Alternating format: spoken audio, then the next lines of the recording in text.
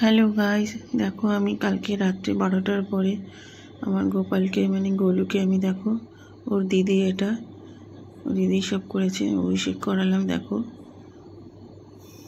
মানে ঘি, চন্দন, মধু, দই, দুধ, চিনি দিয়ে আমি একটা ভালো করে মিক্স করে নিয়েছি।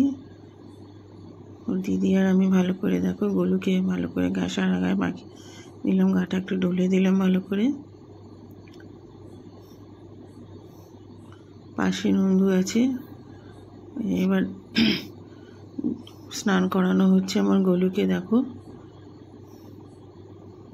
ওর দিদি আগে স্নান করাচ্ছে, তারপরে আমি করাবো।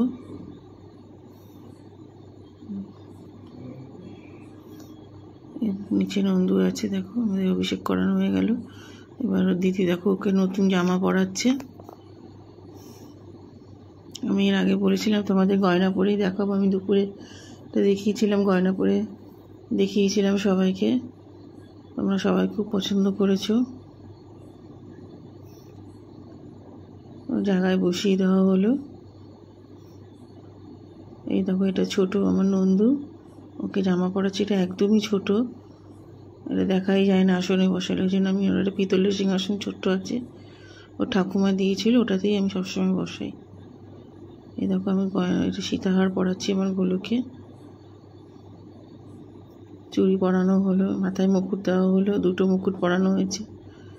হাতে দেখো আমি গোলুর হাতে সোনার বাজু পরিয়ে দিলাম, সোনার বাজু আছে আমি পরিয়ে দিলাম ওকে। এই দেখো আমার নন্দু, ওকে দেখাই যায় না, এত ছোট। তোমরা সবাই দেখে লাইক করো, কমেন্ট করো, সাবস্ক্রাইব করো, আর সবাই খুব ভালো থাকো। দেখো আমার গয়না পরানো হয়ে গেল। এই জায়গাটা দেখো ওর পিসি সাজিয়ে দিয়েছে। এটা হচ্ছে আজকে আমার সকালের ভোগ। দেখো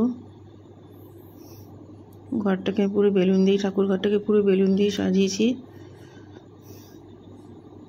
প্রত্যেকবারই ওর জন্মাষ্টমী বেলুন দিয়ে সাজাই।